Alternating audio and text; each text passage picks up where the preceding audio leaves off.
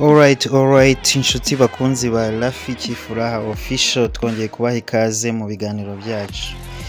Nkuko mubizi iyi channel ikaba ibagezaho ibiganiro bishya rwose by'amakuru mashya abavugwa mu gitondo rwose, cyane cyane sport, politike cyangwa se ibintu bijyanye na gospel, igihe hari ikintu gishya cyatangajwe rwose ku iyi channel kigahita kibasesekaraho. Rero kuri uyu munsi ku wa gatanu tariki ya 23 z'ukwa 9 2022 haramutse amakuru mashya rwose mu ikipe ya Chelsea itangaza ko hari umukinnyi mushya urayinjiramo mu iyi transfer window igiye kuza mu kwa mbere.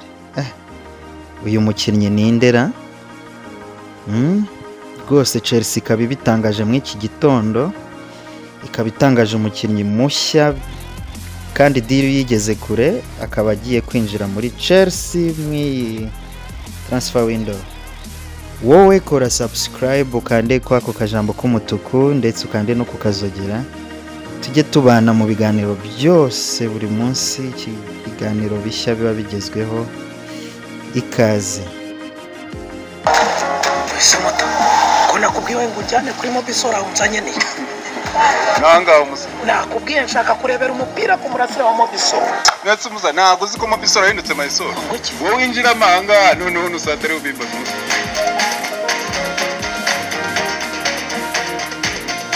Mayisora ijenda mahita momenti pepe nibyo koko mobisora yabaye Mayisora umurasire mwiza ubuzima buhebuje. Kubindi bisobanuro hamagara 234 Okay, twongeye kubaha ikaze rero nshuti bakunzi ba Rafiki Furaha Official. Ikipe ya Chelsea iravuga ko iri mu biganiro na Douglas Luiz.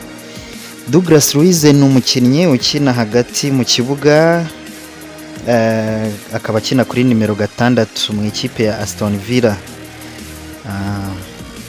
Nkuko rero tubibona hano, transfer window nubwo yarangiye ariko Chelsea iri muri negotiation n'uyu mukinnyi, ku buryo muri transfer window izaza mu kwa mbere uyu mukinnyi azaba ari Stafford Bridge. Biratangajwe rwose uyu mukinnyi ko Chelsea mwifuza cyane. Rero nkuko mbibona hano imbere yanjye, shingiye ku makuru aturuka mu iki kinyamakuru cyitwa 442 magazine, kiratangaza ko uyu mukinnyi ari mu bambere bazinjira mu ikipe ya Chelsea FC muri transfer window yo mu kwezi kwa mbere. Ibyo bikaba byatangajwe na perezida wa Chelsea Todd Boehly akaba yabitangarije iki kinyamakuru cyitwa 442 magazine. Douglas Luiz akaba agifitanye na Aston Villa kontra izarangirana n'iyi saison, ubwo ni mu kwezi kwa gatandatu umwaka wa 2024. Ariko muri kontra y'uyu mukinnyi Douglas Luiz ikaba ivuga ko igihe cyose yabona indi kipe imwishimira cyangwa nawe akayishimira, Aston Villa igomba kumureka akigendera. Ibyo bikaba biri mu masezerano afitanye n'iyi kipe ya Aston Villa. Rero uyu mukinnyi Douglas Luiz yakinnye imikino myinshi muri Aston Villa, nk'ubu ngubu nk'uko tubibona ku iki kinyamakuru cya 442 magazine. Uyu mukinnyi mu iyi sezo turimo dutangiye ejo bundi amaze gukina imikino 7, yatsinze ibitego 2. Urumva ko nk'umu midfielder ntabwo ari bibi cyane, ni ukuvuga yakinnye imikino 7 atsinda ibitego 2. Okay. Ikindi nuko uyu mukinnyi ari kuri list y'abakinnyi bahamagawe n'umutoza w'ikipe y'igihugu ya Brazil. Akaba ari mu bakinnyi rwose bahamagawe n'ikipe y'igihugu ya Brazil bazakina igikombe cy'isi muri Qatar. Wa mukinnyi aranakaza ahubwo arakaze cyane.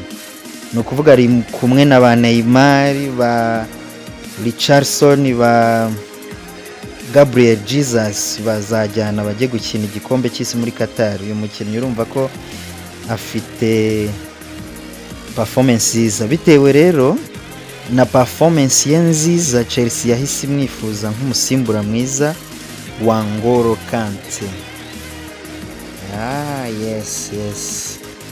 Ni ukuvuga ngo uyu mukinnyi yaza akajya asimbura Ngolo Kante igihe Ngolo Kante yagize ibibazo. nk'ubu ngubu ikipe ya Chelsea ifite ibibazo bya nimero 6, urumva ko uyu mukinnyi yaba hari rwose, yaba ari tayari akamusimbura.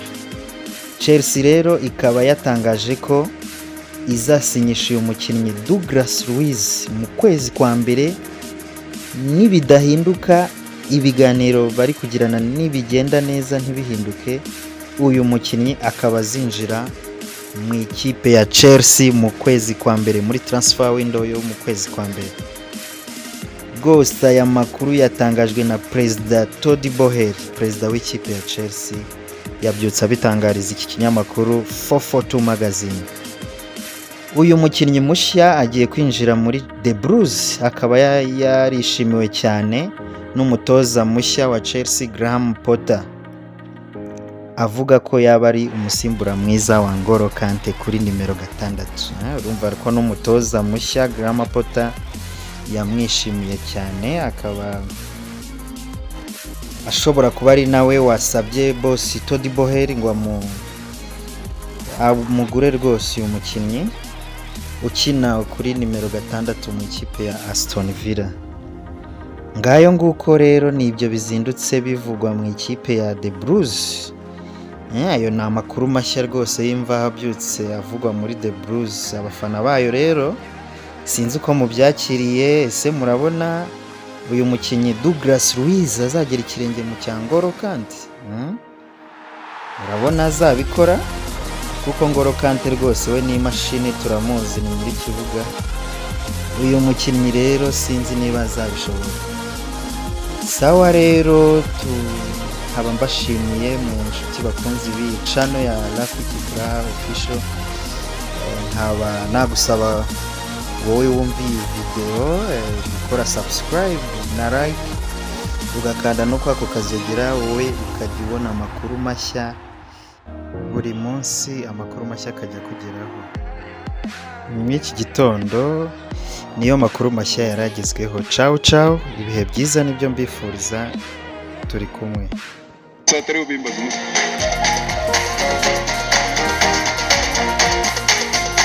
Mysol ijena mahitamo menshi pepe. Nibyo koko Mobisol yabaye Mysol umurasire mwiza, ubuzima buhebuje. Ku bindi bisobanuro hamagara 2 3 4 5.